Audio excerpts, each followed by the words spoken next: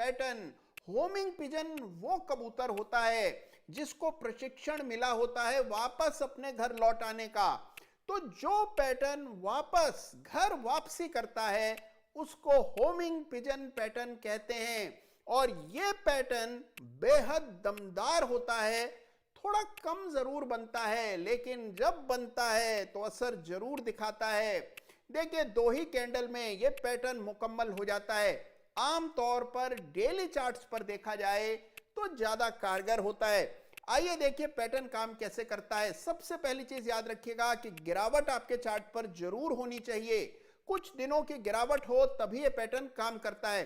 दूसरी कंडीशन, किसी सपोर्ट के पास आपका स्टॉक ट्रेड कर रहा हो, गिरावट के बाद एक मेजर सपोर्ट के करीब ट्रेड करता होना चाहिए, उस समय बनता है ये जबरदस्त पैटर्न 2 ही कैंडल्स में। देखिए अब यहां पर जरूरत क्या है, पहले एक लाल कैंडल बनती है जिसकी चौरस बड़ी बॉडी होती है, अगली कैंडल भी लाल होती है, छोटी होती है और पहली कैंडल के भीतर ही कहीं समा जाती है, बस यही चाहिए।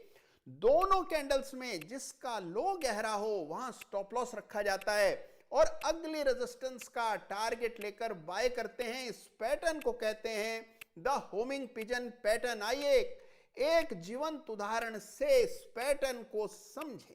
The greatest candlestick pattern ever, यानी कि होमिंग पिजन पैटर्न काम करता है। कैसे पहचानते हैं इस पैटर्न को? देखिए एक एक चीज का ख्याल रखिएगा क्योंकि ये छोटी छोटी चीजें ही पूरे पैटर्न के असर को बदल देती हैं। देखिए ये एग्जांपल हम ले रहे हैं एसबीआई लाइफ इंश्योरेंस के डेली चार्ट से। इसको ध्यान से देखिएगा। सबसे पहली कंडीशन यह है कि गिरावट होनी चाहिए। बिना गिरावट के ये पैटर्न काम नहीं करता।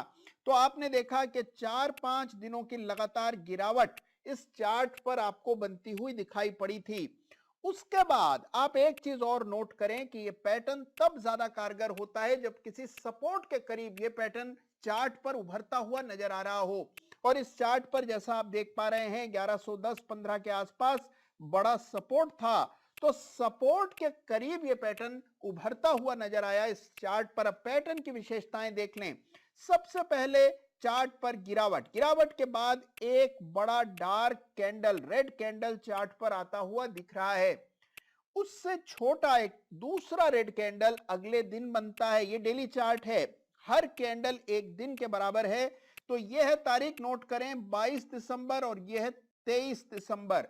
22 दिसंबर की कैंडल बड़ी है, लाल है, बड़ी बॉडी है। अगले दिन आपने देखा कि एक दूसरी कैंडल बनी जो कि छोटी है लेकिन ये भी लाल है। याद रखें कि दोनों कैंडल्स का लाल होना जरूरी है, तभी बुलिश होमिंग पिजन कैंडल बन पाएगा। दूसरी बात, दूसरी कैंडल का पहली से छोटा होना जरूरी है, यानी कि इस कैंडल का ये जो चौरस हिस्सा है जिसको बॉडी कहा जाता है, ये अगली कैंडल से बड़ा होना चाहिए, जिससे कि ये जो दूसरी 23 दिसंबर की कैंडल है ये 22 दिसंबर की कैंडल के भीतर ही कहीं हो, इनसाइड हो, ये बहुत जरूरी है। तो यहां पर बना ये पैटर्न जिसको कहा जाता है होमिंग पिजन पैटर्न। अब करना क्या है? करना है बाय करते समय स्टॉप लॉस रखेंगे इस कैंडल के लो पर। दोनों कैंडल्स में जिसका लो सबसे कम है उस कैंडल के लो पर स्टॉप लॉस रख करके बाय करना होता है। टारगेट कैसे निर्धारित करते हैं? कैंडल स्टिक में सब कुछ बिल्कुल साफ होता है शीशे की तरह। स्टॉप लॉस भी पहले से तय होता है तो टारगेट भी पहले ही तय करके चलना है। इस केस में जो टारगेट होना चाहिए वो अगला मेजर रेजिस्टेंस जो चार्ट पर दिख रहा है वो टारगेट होगा। तो यहां पर 1190 के आसपास एक रेखा डालकर उसको टारगेट मान लेंगे। देखिए हुआ क्या बाद में, जैसा कि आप उम्मीद कर रहे हैं बड़ी तेजी बनी और कुछ ही दिनों में लगभग 4 ट्रेडिंग सेशन में ही 1190 को पार कर गया प्राइस। हालांकि उसके बाद और भी बड़ी तेजी आई लेकिन 1190 पर आपका टारगेट हासिल हो गया और आप निकल आए। देखिए स्टॉप लॉस कायदे का रखिएगा।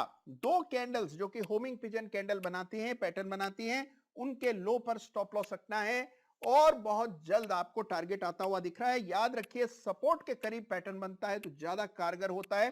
तो यह विशेष बात होमिंग पिजन पैटर्न।